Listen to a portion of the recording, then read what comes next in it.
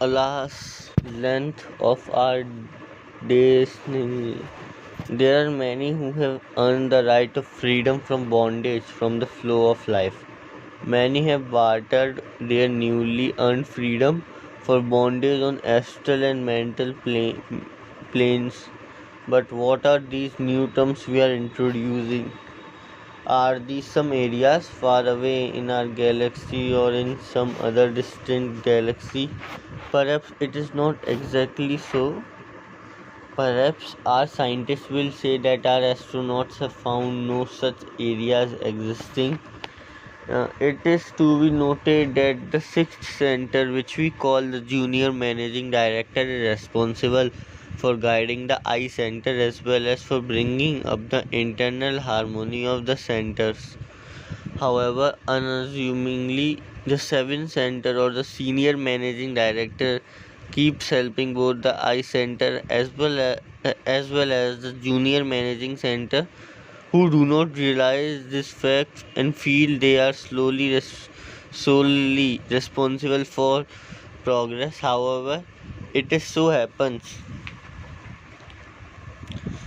that after a time the seventh center stops helping and the person crossing that CCS finds himself in, or rather enters, that which we call the glamorous stage of occult powers in yoga, the stage of early freedom from bondage with insufficient intensity to break away from the pull of flow of life or reach a destination. Such a person feels that he has arrived and makes a show in external change of dress and speech and in many other ways, because the absolute knowledge and deep sobriety of the seventh center is missing. Some start a following or a school or a ashram. Some get as byproduct some lesser power attendant on the junior managing director, that is on attending certain high intensity. These, according to yoga, are called siddhis. Willis, those of the seventh center are recognized as Atman itself. The former is the trachea stage. All but a very few forget this warning and so are held as revolving satellites. If this new stage were the destination, it would be well and good, but this new bondage is in a field not intended to hold us forever. The powers of the cellular, molecular, and molecular planes are great, but it means only exchanging one less equipped prison for a better equipped and more luxurious one. Compared to one cellular structure and awareness, the molecular structure and awareness is indeed one of the great freedom and a wonderful indeed. But it is only a station on the way, not the destination of our purpose of life and birth. Should our destination be something else? And if we find a certain station on the way wonderful, we do not drop out of the transport and suddenly decide to stay at that station. Perhaps station. In any case, this stage is not what we have to reach ultimately. And if we are sincere to the formula, what is the purpose of life and birth, we shall not get trapped by such station on the way and will continue going, however pleasant the station on the way may be.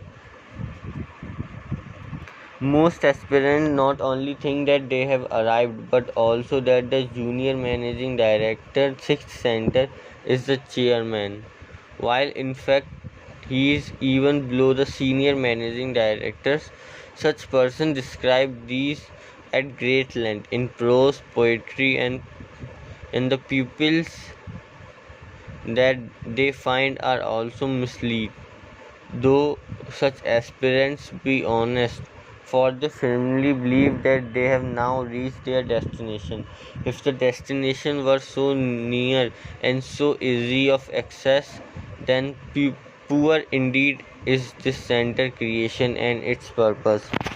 The glamour of this stage is also great, that aspirants stay there for almost an eternity or till some time one informs them. Then they again realize the new bondage and make a fresh start in poetic language. Yet, although they enjoy the spacious glories of paradise, nevertheless, when their merit is exhausted, they are born again into the world of mortals. Should our aim be freedom from bondage? At no stage. Let our aim be relative, accepting anything else than continuous progress till absolute freedom is achieved. If this requires our effort till the end of the time and our waiting till the end of the creation, falter not, do not accept, even out of exhaustion, anything else than asked for, worked for, aimed at. We assure that such unflinching devotion, such supreme duty to ourselves is always respected, and even suns and stars and galaxies give away if required to get out of your path so that you may progress. For instinctively, all creation can sense this one supreme purpose of or ours, though most of the creation is unable to express it is as many words, but will know by instinct a person who seeks freedom from all bondage. Take this thought for serious thinking. What is prayer? How could we made effective to work instantaneously?